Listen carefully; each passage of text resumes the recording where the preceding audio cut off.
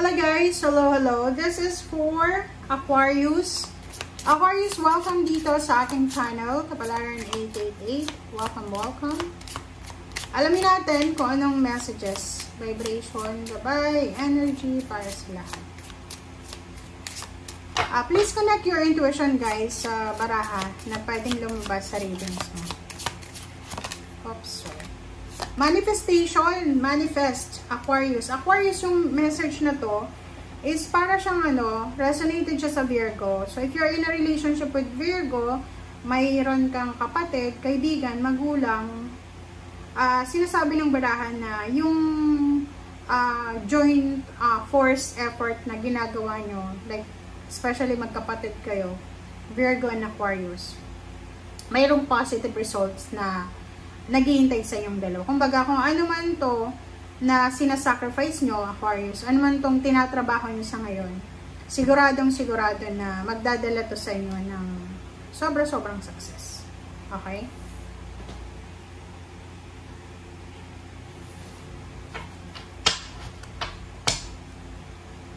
Okay.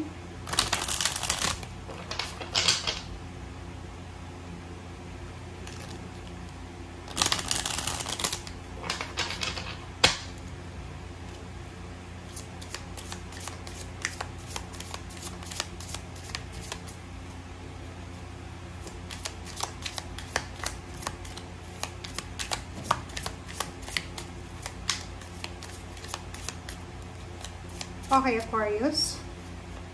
Second deck natin is number 15, number 6. This is letter.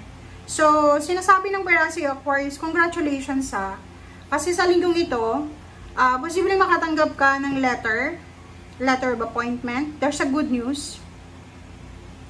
And sinasabi ng barahan na, yun nga, manifestation ng dream. So, pwedeng, this is a contract signing, visa, passport, documents, renewal of contract, or anything na through letter siya.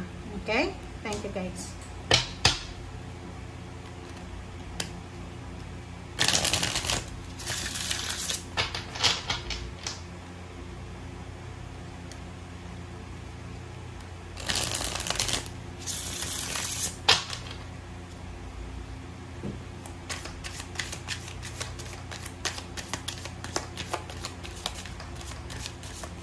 Sorry. Aquarius, congratulations! Wow! King of Swords. So, talagang yung baraha mo ay sobrang resonated sa bawat isa. Tingnan mo to.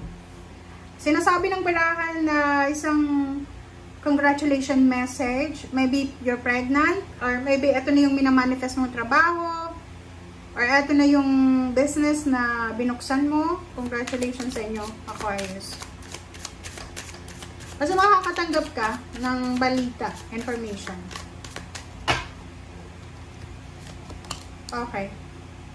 Sabi na So, there's a contract signing, there's a partnership collaboration na posibleng darating, or sisimulan mo sa linggong ito. Trabaho talaga to. Congrats talaga. Okay? Aquarius, congrats. Manifestation of contract. Higher salary, higher position, negosyo, manifestation of job, career. Ang galing.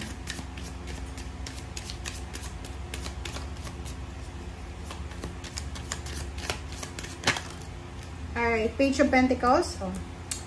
And sinasabi ng barahan na kung hindi pa siya dumating sa ngayon, huwag kang masyadong ma-stress kasi darating siya sa tamang panahon. Hierophant.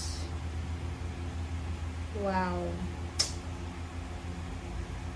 Hierophant, sinasabi ng baraha, there's someone here. May isang tao na posibleng pagkakatiwalaan kanya. So, pwedeng recommendation, or pwedeng yung taong to ay matutulungan kanya para sa mga financial needs mo, or matutulungan kanya para sa financial boost. Alright. Wow. So, yun. Kumbaga, ang dami mong pinagdaanan. Marami kang pinagdaanan, Aquarius. Maraming mga problema sa, like, kung nag-a-apply ka ng trabaho, marami kang pinagdaanan na problema bago ka nakapasok sa trabaho yan. But, nakikita ko sa'yo dito na you're moving on, you're recovering from ano man na pain and heartaches, oh. Diba? Karma, good karma.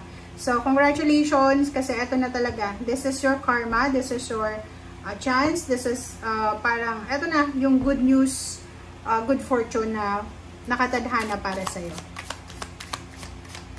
Contract signing, wedding, ano ba, new baby, pregnancy, freedom. Sinasabi ng baraha na ito na yung simula ng kalayaan, ng freedom. So, kung ano man yan na pagsubok na pinagdadaanan mo, sinasabi ng baraha na andito na. Okay? Two of Cups. Relationship, nakikita ko sa'yo dito na yung iba sa inyo dyan, possible na may kasal na mangyayari. Pero yung iba, possible na yung matagal niya nang pinagpe-pray na paghihiwalay, ay mangyari na. OMG. 7 of Stakes. Third party to. So, it's either ikaw yung may third party na pwedeng maging cause ng hiwalayan, or yung person mo ang may third party na pwedeng siya yung nag-offer ng breakup or cool off. OMG. Queen of Cups. Nakikita ko sa'yo dito na isang water sign, Pisces, Scorpion, Cancer. Ang posibleng makakatulong sa'yo para sa recovery na yan. Magic. So, nakikita natin yung unexpected na twist of events. Na halimbawa na yung matagal mo nang pinapangarap na kasal ay posibleng mangyari na napakabilis na pangyayari. Yung pinapangarap mong makipaghiwalay na kasi sawang-sawa ka na sa pakikipagrelasyon sa kanya, ay posibleng nandito na. Yung direksyon na tinatahak mo sa ngayon ay napakaganda kasi the universe will give you different choices, different options para makarecover ka sa kung ano man na dapat makarecover ka. Okay?